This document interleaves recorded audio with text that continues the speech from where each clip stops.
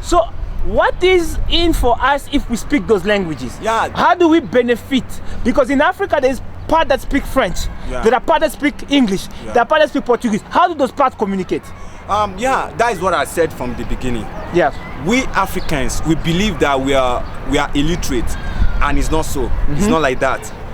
We believe that we are illiterate. Our forefather believed that, when a white man, like in Nigeria, when a white man bring a picnic those days, they'll just when you bring what? A picnic. I mean a canned milk. A canned milk. Okay. You know, a canned milk or a cold drink. Okay. Then when he bring it to our forefather, when they receive it and they taste it, they say, wow, this thing tastes very nice. Oh, you can take my kids, you can take my kids. So now I'm saying that then we think that we are. Where did you learn that our forefathers used to sell their kids for cold drink or for where do you learn that? It's from the history. Okay, you learn it at school in history or whatever. In the history. But now, do you know who wrote that history?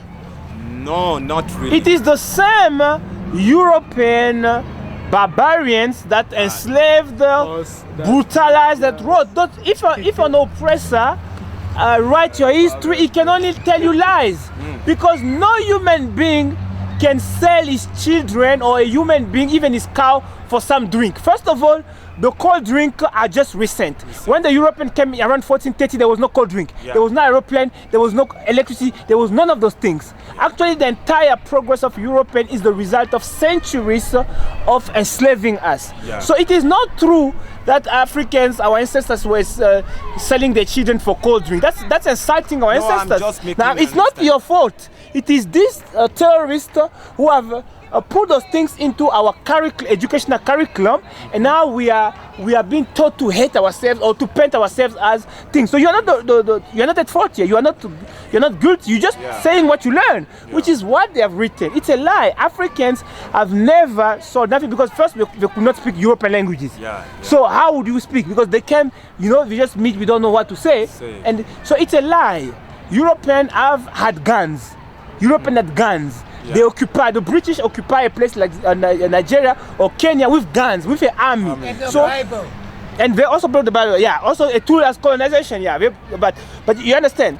So how can people who got guns and who are violent and who are enslaving people, how can they talk to you, sell children? Because they got guns. They can shoot you if you don't comply. You're right. You got the point. Right. So it's a lie.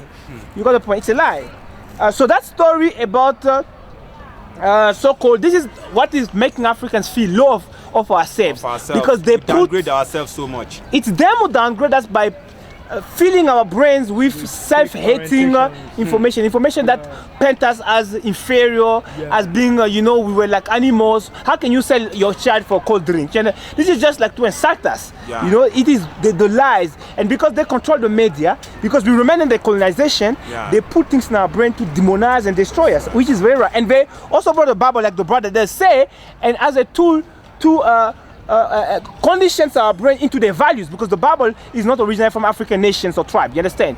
So it is another tool of slavery and colonization, because when I was growing up, they give us the impression that through the Bible, right, God is white and the devil is black. You understand? And you look brown, but you are called black. You understand? You're right. You're right. That's true, bro. You got the point. So they are trying to put hatred here now. Self-hate that we must see. Because that's why some people don't believe on Bible. I know that. And then they want to make us feel like we are low. We are low. That's why you see most of black, they like to bleach their body to make, and our women now put plastic hair to try to look like European. No. It is all part of the psychological warfare to turn us into primitive beings. It means because they control the information, they decide what goes into our brain, so they shape it so that we behave like primitive beings. Like we don't value ourselves, we hate ourselves. Just like our women now put plastic hair, some picking as the color, what you call bleaching, and so on. You understand? So it is because you can only do what your brain knows. And if they craft what goes into your brain, that means they shape your behavior and thinking. Now Africans are behaving like self-hating people because of these people. So it's clear that it's important that we make we clear on that, right? We can. Now, a people that do that to us, right? that maintain colonialism on us, but they claim they want us to believe we're free because they still put things in our brain through the educational content, media and stuff. So what we speak is generally shaped by the data they put in our brains. So they basically have turned us into, I don't know, a kind of parrots of this that repeat what they say. Such a people are clearly our enemies. What you think? People that do that to us, that maintain such a savage and oppressive dominance over us, making us self-hate ourselves. They clearly our enemies. Do you agree or disagree? I agree. It's clear. They are our enemies. They are our enemies. Okay. They have to go back to their country. Very interesting. I fully agree with that. Now, protect